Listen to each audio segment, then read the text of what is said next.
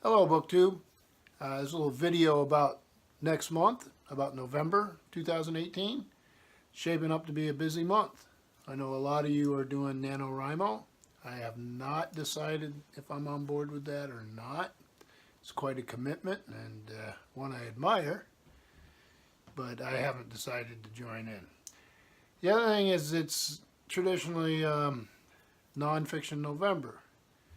And I still primarily read nonfiction, although I have improved on that from my personal reading perspective since I joined BookTube.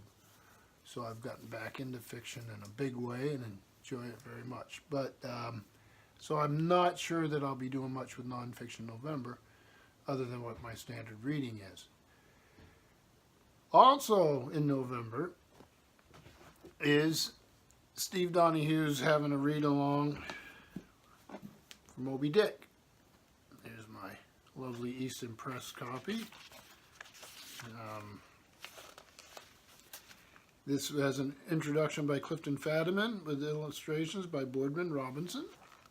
And I'm really looking forward to reading along with Steve and everyone else on this, so stand by.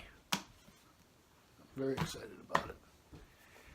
And then the Paperback Junkie has this awesome read-along. I took part in Pentathon, which I really enjoyed. It fit the month, it fit the time. It was something you could do easily, and his tend to be well thought out that way. There's something I can tackle. I mean, I remember Agathon last year was fantastic. But this year he's... let me think if I can get this right now. Boldly Govember, where you read a Star Trek book. He didn't specify it was fiction or nonfiction, so I suppose those of you doing nonfiction November could find a nonfiction Star Trek book.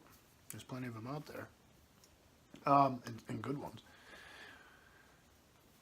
But I decided I would do something a little different. He got me all fired up. It's actually why I'm making the video. So, what I'm going to do is I've got piles of stuff I need to read. I did a book haul recently where I managed to grab some Star Trek, and I may head back over there to see if anything's left. But I decided to join in, so I will meet the requirements, but I'm going to add to them a little bit for myself. So I'm going to read a novel or a collection from each of the series that I have, and if I can find before November, and I'm sure I can, I'll find a volume from Enterprise and I'll find a volume from Discovery.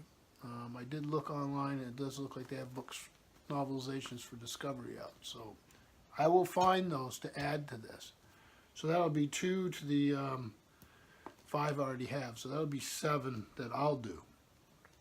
So I'm going to start with Star Trek From the Depths. This is a novel by Victor Milan. It's original series, TOS.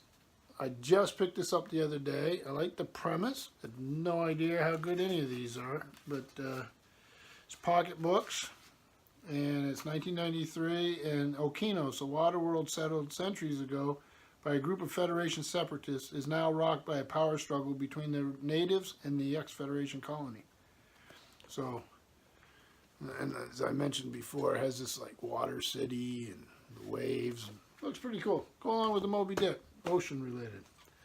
Then the next thing I want to do is from the animated series, and this is Star Trek Log 1, Alan Dean Foster. And some of the stories in the animated series were great, at least from my perspective. But, so I didn't want to forget the animated series. Alan Dean Foster did these. So let's see what we have. We have Beyond the Farthest Star, Yesteryear, and One of Our Planets is missing. This, and I'll read them all. And this came out in 1974. I have all these log books. The next thing I'm going to do is Star Trek The Next Generation, Grounded. And this is by David Bischoff. And it came out in Bitty Bit Pocketbooks again, 93. While answering a distress call from a scientific station in a remote part of the galaxy, USS Enterprise becomes infected with a mysterious alien life form which feeds on and transforms inorganic materials. The starship begins gradually to disintegrate, and Starfleet is forced to order its evacuation and destruction to prevent the strangest infection from spreading throughout the galaxy. It's the end of an era for Captain Picard and his crew, who are scheduled for transfers that will split them up among different Starfleet vessels. So we'll give this one, sorry about the glare. It is a miserable gunmetal gray day outside and damp cold. And all the leaves are in the process of falling. I think we've passed peak foliage season. So it's a little slick underfoot with all the wet leaves and yeah, the cold will bite right into your bones. But we have 4 seasons and I like each one of them. So the next thing is I'm going to read a Star Trek Deep Space Nine. This one's Warped by K.W. Jeter. Again, more of the glare, sorry. This one came out in 95, and political tensions on Bajor are once again on the rise, and the various factions may soon come into open conflict. In addition, a series of murders has shaken everyone on board the station. While Security Chief Odo investigates the murders, Commander Sisko finds himself butting up against a new religious faction that plans to take over Bajor and force the Federation to leave Deep Space Nine. So there's no really good way to avoid the glare, but that's what it looks like. And then finally, we're going to get to Voyager. And that this is Cyber Song by S.N. Lewitt. There's a little sticker from where?